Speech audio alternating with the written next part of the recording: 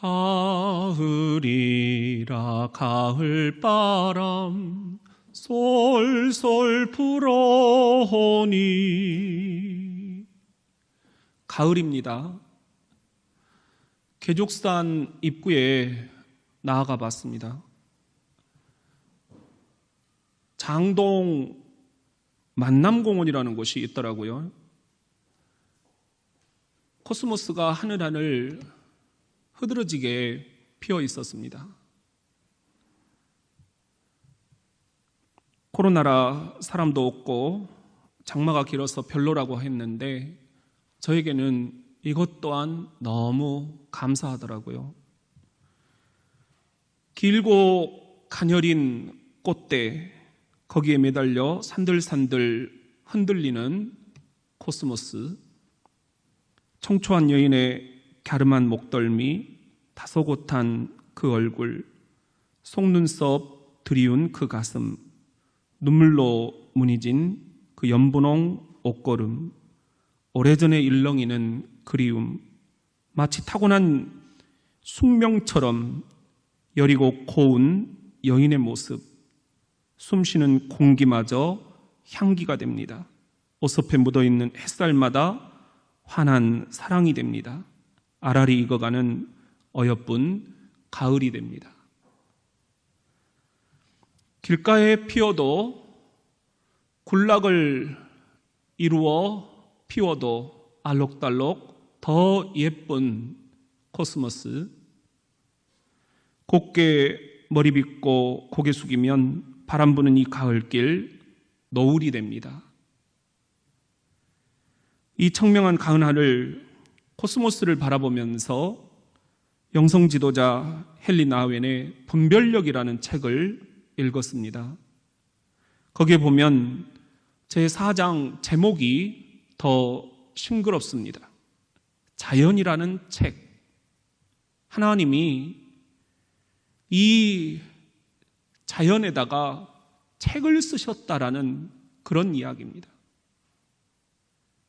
자연은 하나님의 모국어라, 그렇게 얘기를 합니다. 기독교 역사에서 깊은 영성을 지닌 성 프란치스코, 해와 달,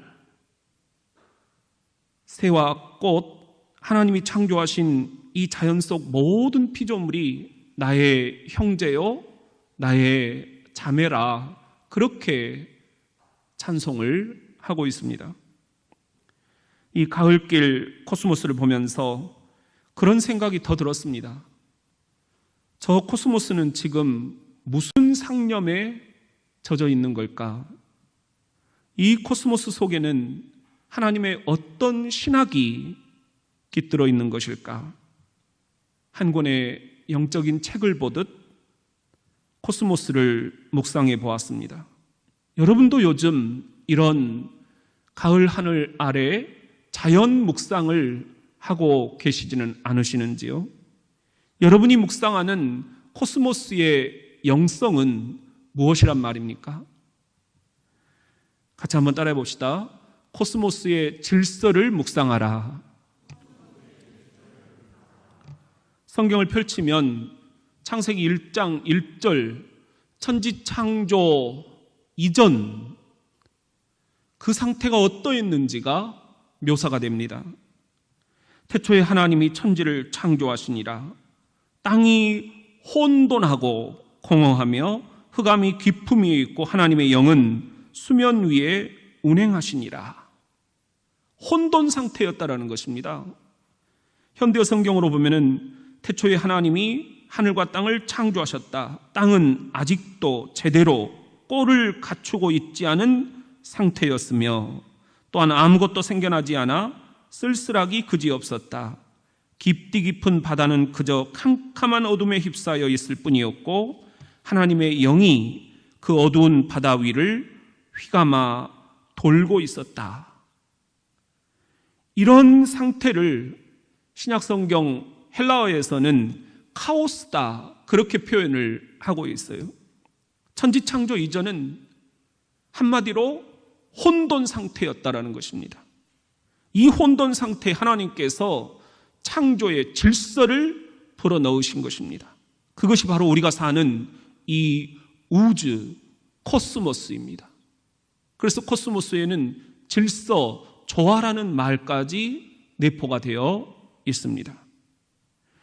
전설에 따르면 코스모스는 하나님이 세상에서 가장 먼저 창조하신 꽃이라는 그런 말이 있습니다.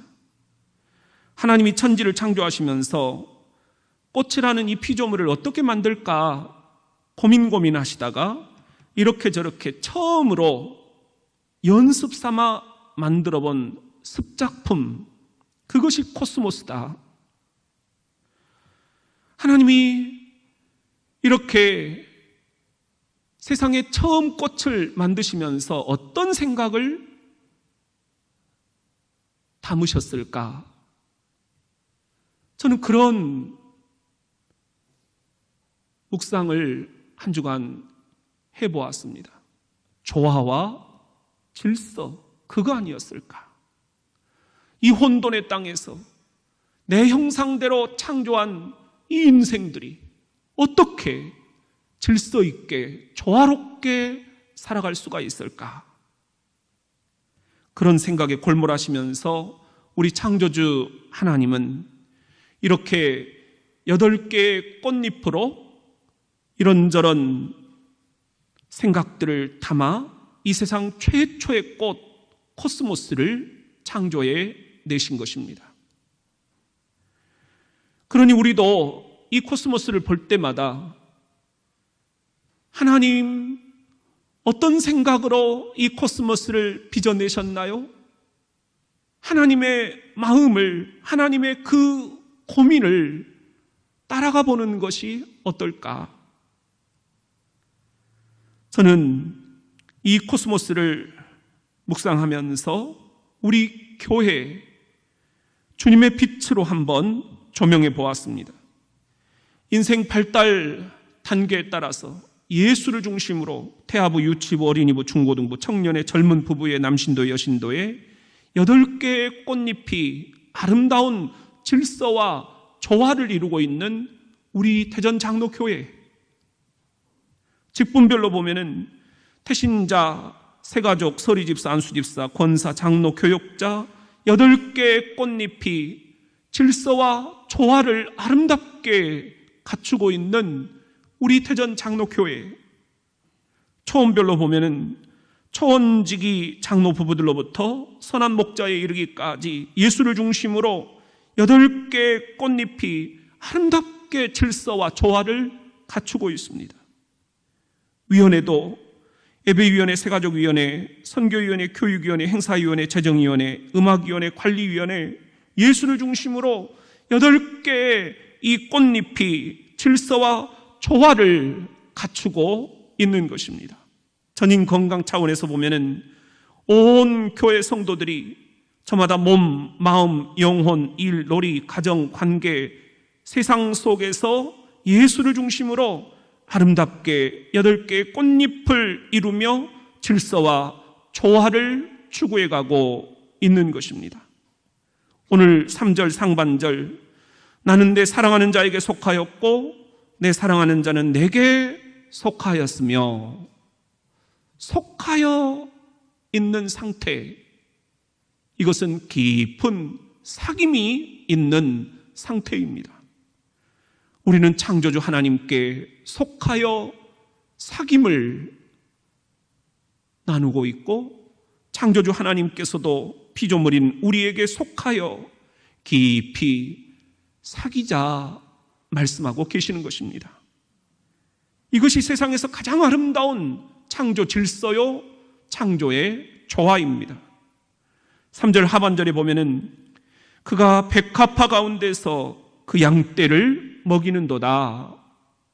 백합화 대신에 저는 코스모스를 넣어보았습니다. 그가, 창조주 하나님이 코스모스 가운데에서 그 형상대로 창조한 우리 인생들을, 양떼들을 먹이시는 모습, 이것이 지상 최고의 우주적 창조 질서와 조화가 아닌가. 한번 따라해 봅시다. 코스모스의 순수한 감정을 회복하라. 코스모스 그 꽃말이 뭔지 아십니까? 순정이더라고요. 순수한 감정. 그런 의미에서 오늘 우리가 읽은 아가서는 한마디로 순정의 신학입니다. 7절에 보면은 나의 사랑 너는 어여쁘고 아무 흠이 없구나.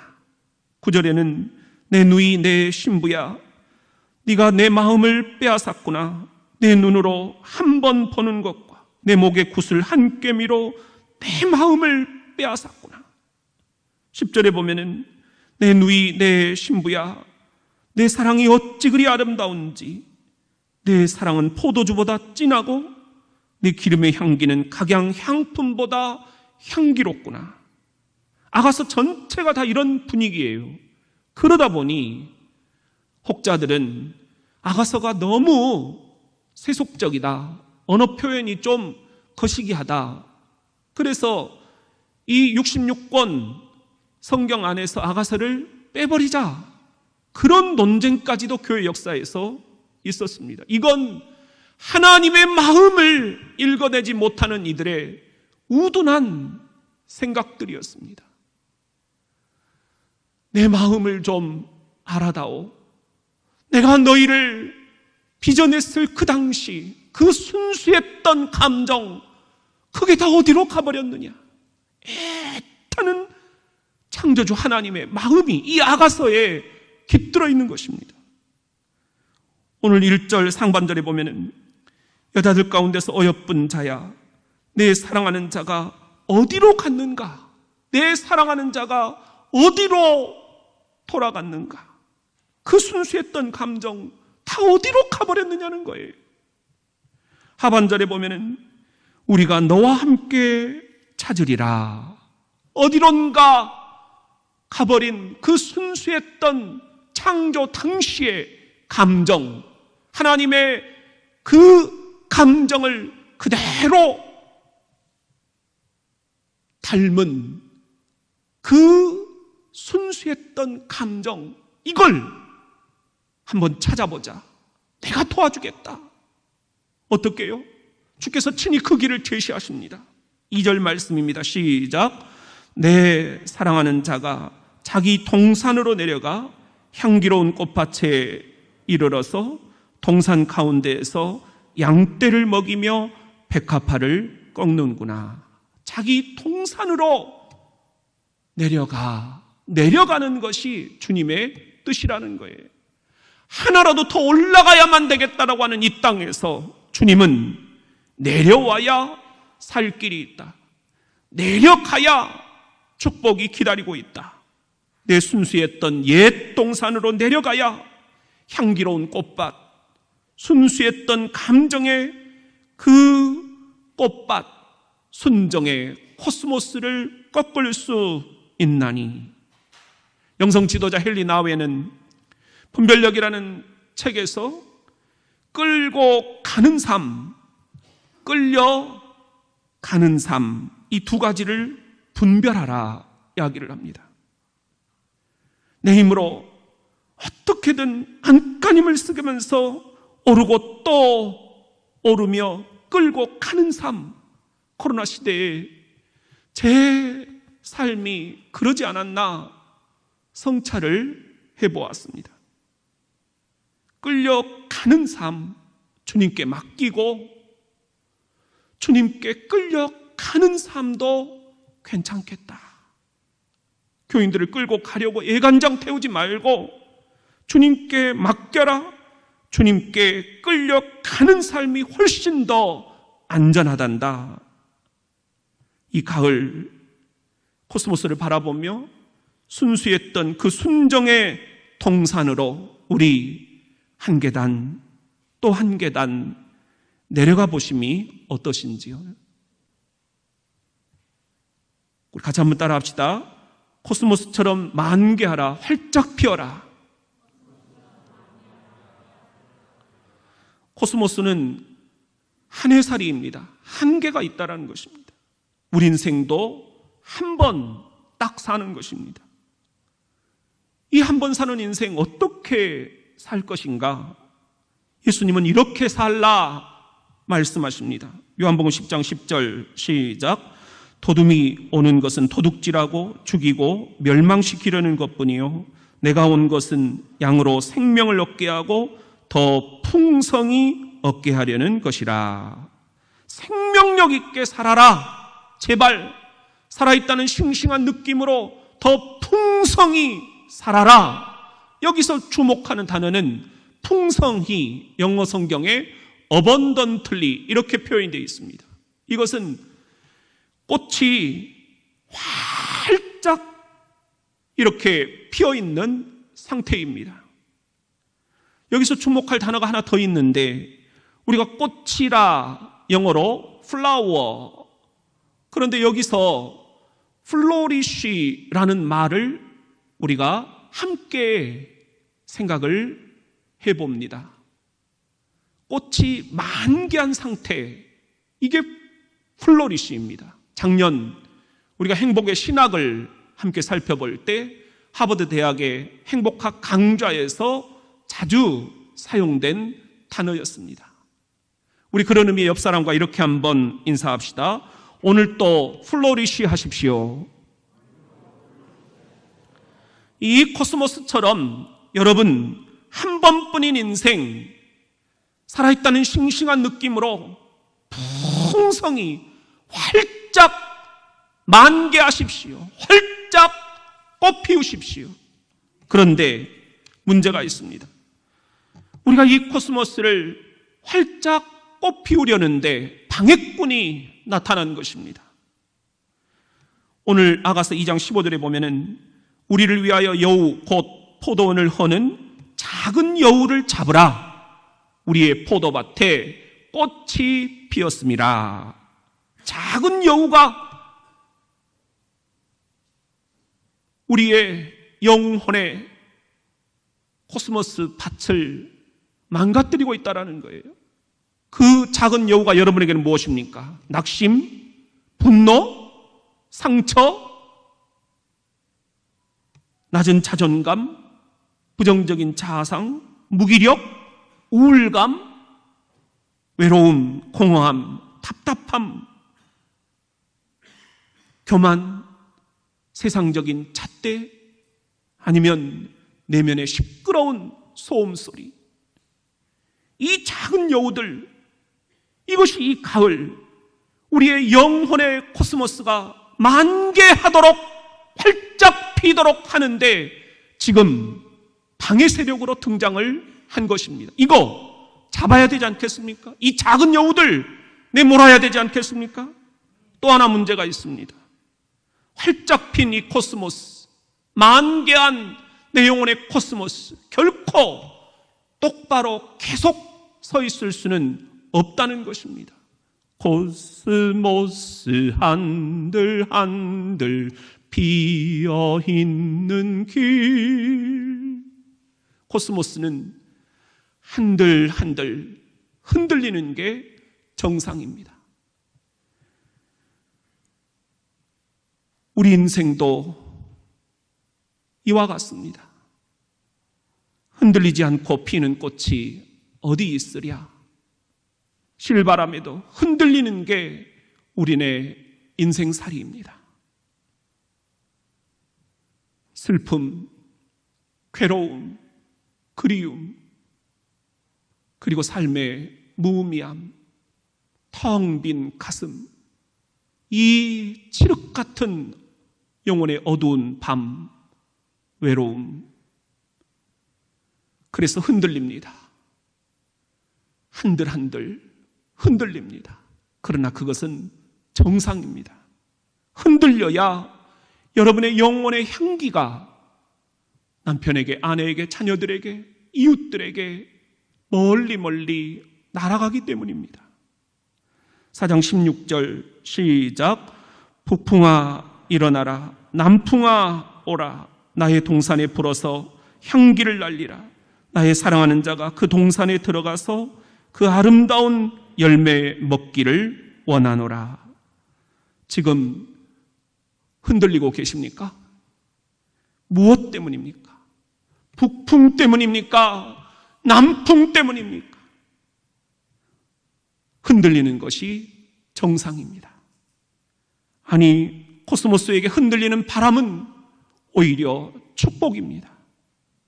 흔들리되 뽑히지 않는 코스모스, 그러면 됩니다. 실바람에도 흔들리되 헛된 욕망의 파티에 결코 뽑히지 않는 코스모스, 그러면 됩니다. 십자가 주님께 단단히 뿌리를 내려 이 코로나의 광풍 앞 흔들리되 결코 뽑히지 않는 여러분의 영혼, 그러면 됩니다. 가을이라 가을바람 솔솔 불어오니, 여러분, 이것이 찬송가였다라는 사실을 알고 계십니까? 1939년 한국교회는 그 어려운 형편 중에도 아동 찬송가를 펴냈습니다. 그 찬송가에 들어있는 곡이었습니다. 우리가 가을 동요라고만 알고 있는 이 찬송, 백남석 작사, 현재명 작곡, 두 분 다 연희전문대학 오늘의 연세대 음대 교수님들이었습니다. 본래는 1, 2절밖에 없었는데 나중에 시인 오소훈 목사님이 3, 4절을 덧붙이셨습니다. 깊어가는 이 가을, 가을이라 가을바람, 고즈넉히 그 찬송을 불러봅니다.